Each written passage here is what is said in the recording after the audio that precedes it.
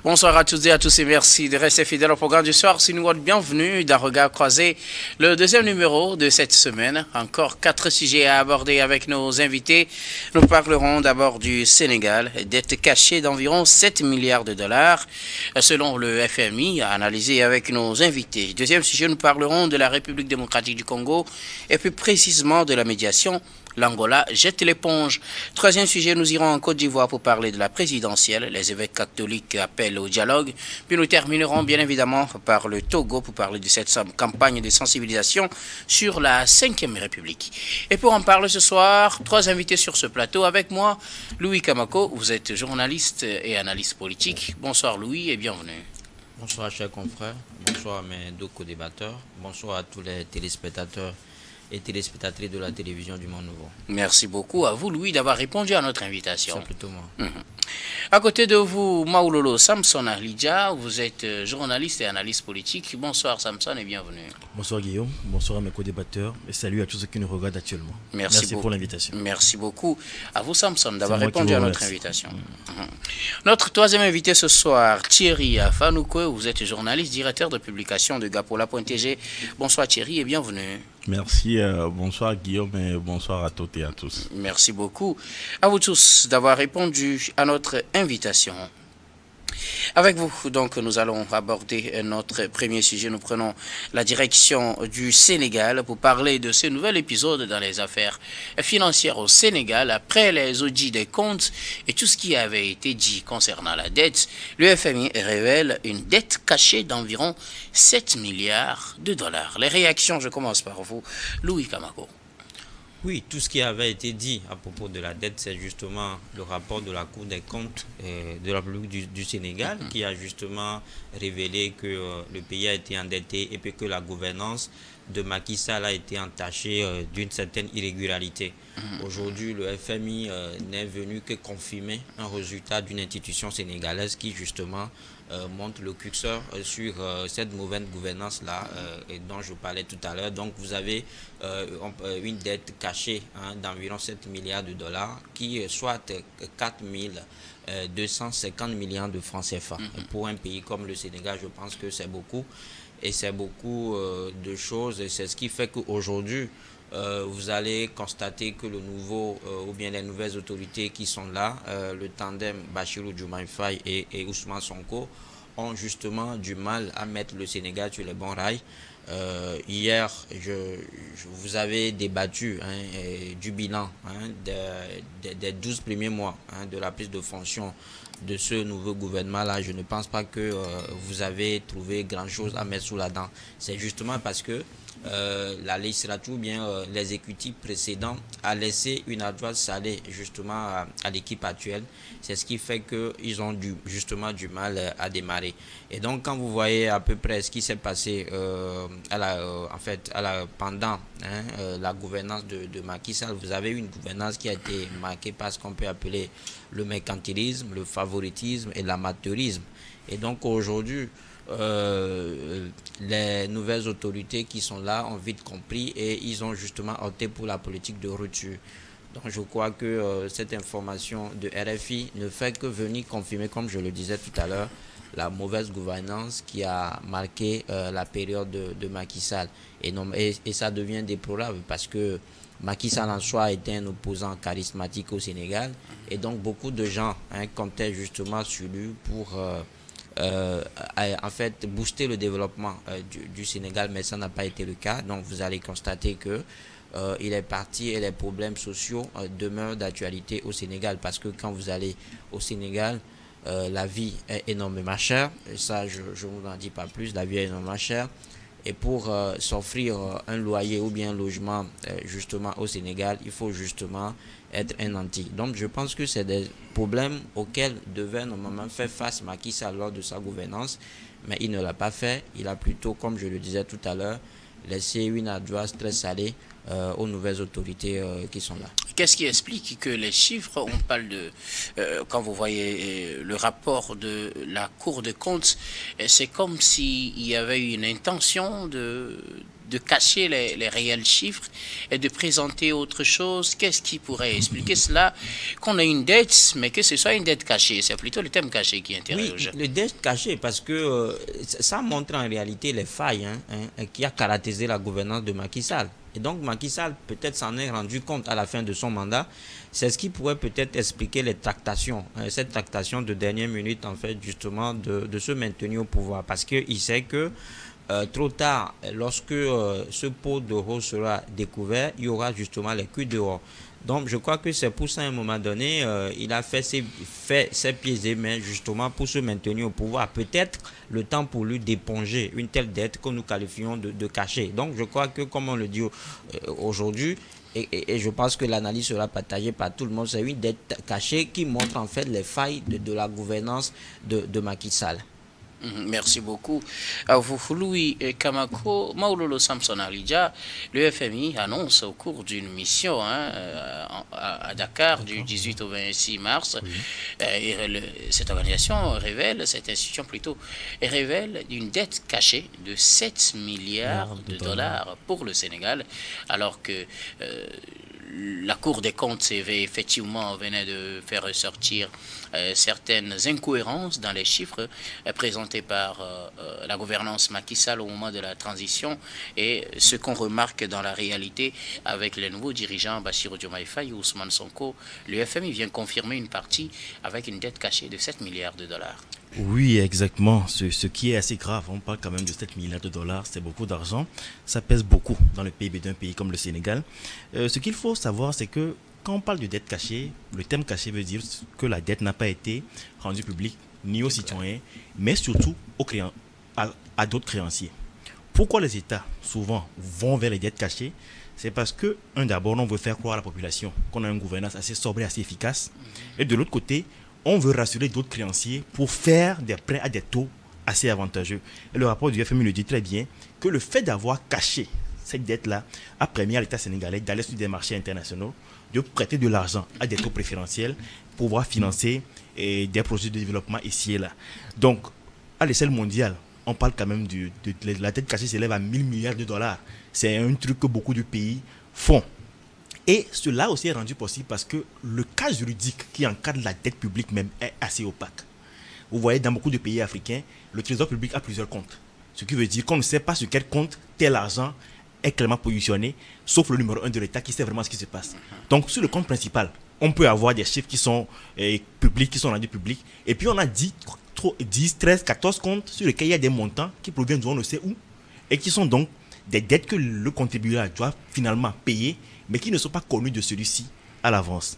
La gravité de la situation vient du fait que actuellement le FMI est dans l'obligation de suspendre son aide économique au Sénégal et a demandé au pays de faire deux choses. D'abord, d'identifier les mécanismes qui ont rendu possible la dissimulation de cette dette-là et de proposer des solutions non seulement pour payer les dettes, mais aussi pour ne plus que cette situation-là se répète.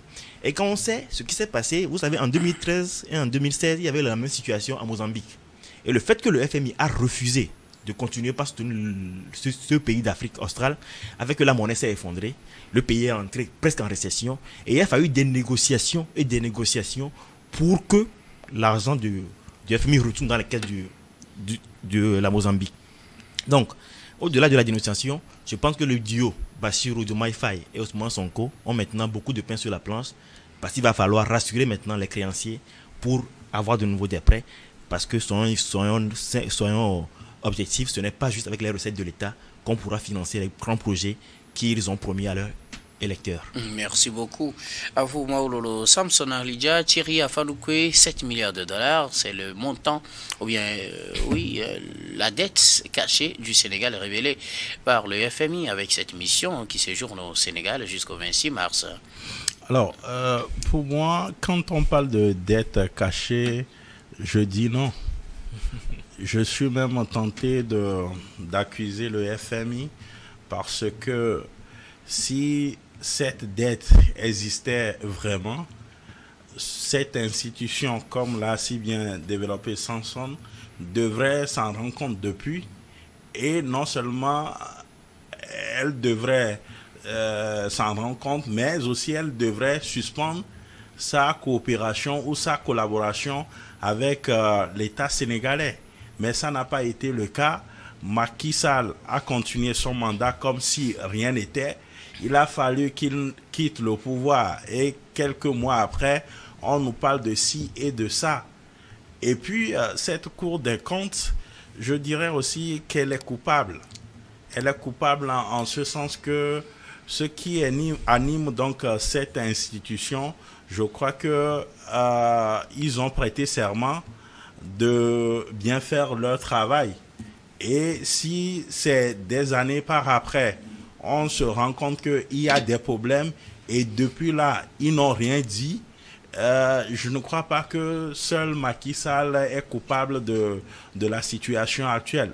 Vous savez, en politique, quand on est au pouvoir et qu'on se rend compte qu'on n'est pas en mesure d'assumer tout ce qu'on a promis pendant la campagne, il est vite fait de trouver des excuses pour se sortir d'affaire. C'est ce que je pense de ce qui se passe actuellement.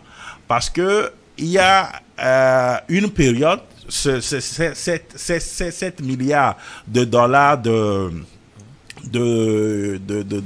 comment on le dit, de dollars, 7 milliards de dollars de dettes cachées. De dettes cachées, c'était étalé sur plusieurs périodes. De 2019 à 2024. Voilà.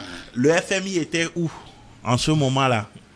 Il y a d'autres institutions qui contrôlent l'action du gouvernement, notamment l'Assemblée nationale.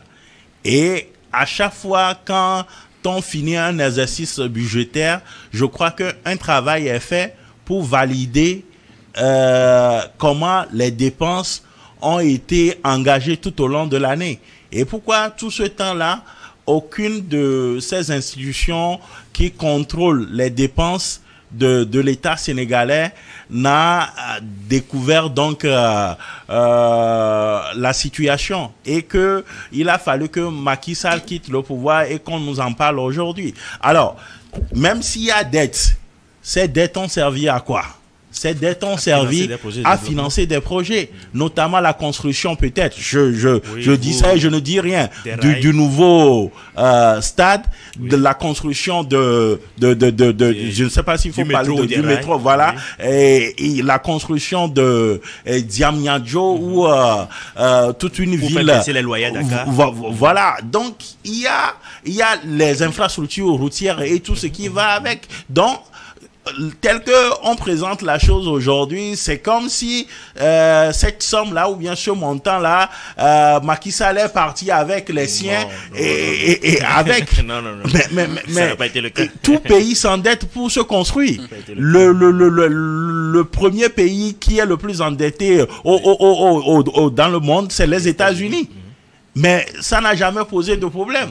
Alors, ici, le rapport dit que la dette a été officiellement cachée par l'administration de Macky Sall pour sous-estimer le niveau de la dette publique. Ça ne veut pas dire qu'ils sont partis avec de l'argent jusque dans les chiffres. Mais, dans les faits officiels, il faut voir la récupération politique de la chose. C'est-à-dire qu'on présente la chose aujourd'hui comme parce que il y a cette dette-là, c'est que Macky Sall et son équipe s'en ont servi comme il en voulait, alors que l'argent là en réalité a servi à financer les différents projets du mandat de Macky Sall, et les réalisations sont là aujourd'hui. Maintenant, si on fait un autre travail pour nous dire qu'il y a détournement par endroit de cet argent-là, là, on va s'accorder là-dessus. Mais la récupération politique faite de la chose donne l'impression comme si Macky Sall et les siens sont partis avec les 7 milliards, alors que cet argent-là a servi à financer les projets, a servi à positionner aujourd'hui. Vous allez à Dakar, il y a une nouvelle aérogare assez vaste et des routes pas possibles dans ce pays-là. L'argent là, tout l'argent là a servi à cela. Il faudrait que le duo Diomaye Faye et Sonko travaillent et à chercher d'autres financements pour financer leur projet 2050. Donc aujourd'hui, ils présentent la chose comme parce que il y a cette dette là, ils ne pourront plus rien faire par rapport à leur ambitieux projet 20-25, 20-50. Non, mais Thierry, il a bien démarré, mais je n'ai pas du tout aimé sa chute. Parce que Comment? quand il parle de dette cachée, la dette cachée en réalité, c'est un prêt, c'est un emprunt. C'est un emprunt. Ça veut dire que ça a servi à quoi? Toute institution ne peut pas dire que cette dette-là lui est méconnue. FMI sait que Macky Sall a fait un emprunt donc après pour investir dans le fonds a servi à quoi? C'est de ça qu'il est question. Maintenant, quand on parle de dette cachée, ça met justement le focus sur ce qu'on appelle l'opacité dans la gestion de la chose publique. Parce que la dette, le prêt en réalité, l'emprunt n'a pas été déclaré aux citoyens et aux investisseurs, comme le disait tout à l'heure. C'est de ça qu'il est question. Donc, on ne retrouve pas la traçabilité des fonds en question. D'où la dette cachée et d'où l'opacité dans la gestion. C'est ce qui est. Et ce que réclame Thierry, c'est qu'on fasse un autre audit pour voir où est passé cet argent. Est-ce que c'est cet argent qui a été utilisé pour construire, par exemple, les infrastructures? Je suis favorable pour un audit. Mais donc si on c'est est trop là, tôt en se masturbant intellectuellement en disant que ces fonds auraient servi à faire ceci ou cela, je pense qu'on est en train de fausser le débat. Seul un audit pourrait situer les uns les autres. Et, ce qui est sûr, pour le moment, le FMI n'a pas dit que cet argent est détourné. Ce n'est pas ce que dit le FMI. Et donc, il ne faut pas en faire une récupération politique également. Il y a un rapport de la Cour des comptes sénégalais qui dit que l'argent là a été détourné. Ce qui n'est pas pour le moment le cas. Merci beaucoup à vous tous pour vos contributions.